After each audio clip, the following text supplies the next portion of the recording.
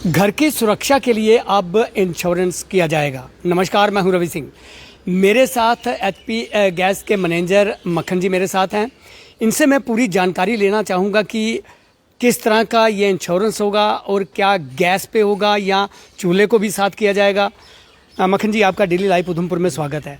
थोड़ा सा ये पूरी जानकारी हमारे लोगों को दे दें कि इंश्योरेंस किस समय क्या क्या चीज़ें इसमें इंश्योरेंस की जाएंगी। नमस्कार रवि जी, हमारे बुलाने पे आप आए।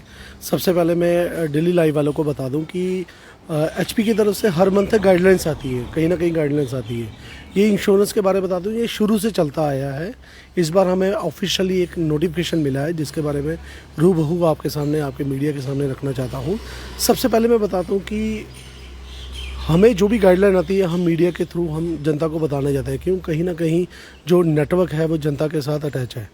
अब ये सर होम सेफ्टी बताया जा रहा है। ये देखिए, ये जो गाइडलाइन है, इस होम सेफ्टी का मतलब क्या है कि जो सुरक्षा के लिए हमारे जो वर्कर काम कर रहे हैं, जो एरिया वाइज जो एरिया अलॉट हुए हैं हमें, उस एरिया में जाकर वो घर में जाके चेक कर रहे हैं जिनकी पेंडिंग है, कईयों की हुई है, जिनकी पेंडिंग है उनके बारे चेक किया जा रहा है।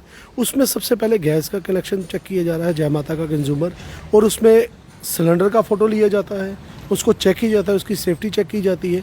पाइप जो सुरक्षा जो होती है उसको चेक किया जाता है। जो स्टोव है, जो बर्नर है, जो गैस है, चूल्हा है, उसको चेक किया जाता है। इन तीनों का फ़ोटो लेने के बाद उसको अपनी जो साइट है हमारी एचपी की, उसमें अपलोड किया जाता है, उसमें सेफ्टी की जाती है। और उसमें सबसे बड़ी बात बता दूँ कि जो चार्जेस हैं वो HPCL से जो हमें रिकमेंड किए गए हैं, उसका एक GST बिल दिया जाएगा जिसके चार्जेस 236 रुपीज़ है, इसमें 18% GST है। 236 जी सर।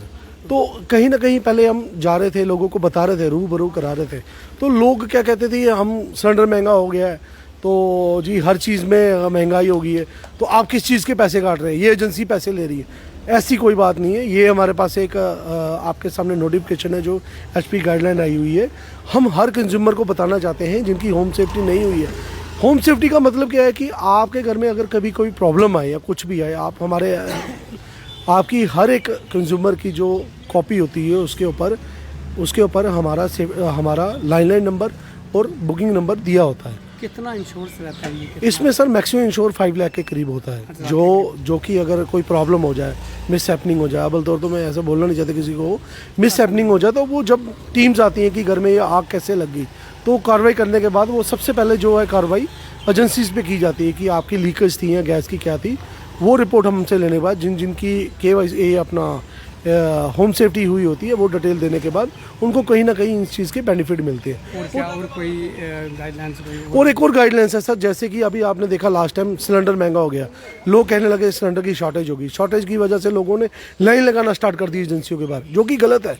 हमारा काम है घर घर जाके डिलीवरी पहुंचाना कस्टमर कंज्यूमर को। नहीं भी पहुंच रहा था सर। देखिए, अभी मैं आपको बताता हूँ नहीं पहुँचने का रीज़न क्या है। सर, हमारे पास गाड़ी का लोड आएगा 342 342 सिलेंडर हमारे पास आता है। 342 में अगर यहाँ पे आपके सामने 700 लड़के खड़े हो जाए, कोई खड़े हो जाए कंज्यूमर, उसमें फीमेल्स भी होंगे, मेल भी होंगे, हम क्या बोलेंगे? पुलिस वाले को बोल के उनको बाहर निकाल दो? ऐसा नहीं होता सर। हमने कस्टमर की भी सुननी है। हम कंज्यूमर है तो हम हैं, कस्टमर है तो हम हैं।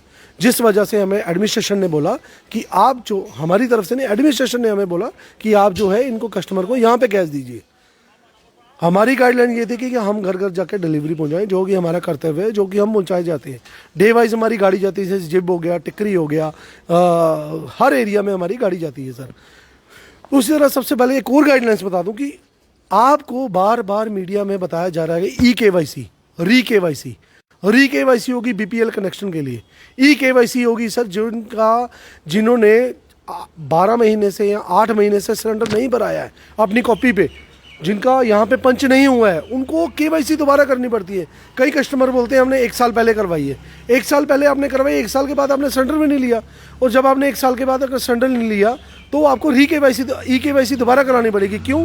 क्योंकि हम तो यही सोचेंगे ना कि कस्टमर है भी प्रेजेंट में नहीं है, क्या इंडिया से बाहर चला गया, जिस वजह से उनकी कॉपी कभी ब्लॉक हो जाती है। जिस वजह से HP की तरफ से ये मुहिम चलती है कि आप EKYC करवाएं, KYC वो कराएं जिनके पास BPL कनेक्शन है। तो जिनके आधार कार्ड लिंक नहीं है वो अपने आधार कार्ड लिंक कराएं। हमारे पास 22,000 हमारा कंज्यूमर है, जिसमें कि 16,000 हमारे प्रेजेंट है जो कि हमारे से रेगुलरली गैस ले रहे हैं, और 16,000 के बाद हमारे पास जो 6,000 कस्टमर है वो एक्टिव नहीं है। हम उनको एक्टिव करने के लिए रेगुलर कैंप लगा रहे हैं, जैसे जिब हो गया, उधमपुर हो गया, उनको अवेयरनेस किया जा रहा है कि आप ज़्यादा से ज़्यादा KYC करें, KYC करें, KYC करें, अपना एजेंसी के साथ अटैच रहें, ताकि आपको जो प्रधानमंत्री द्वारा फैसिलिटी मिल रही है उसका लाभ ले सकें। आपने देखा कि ये थे मक्खन जी, लेकिन मैं फिर आपको बता दूं कि अहम जानकारी दी गई है।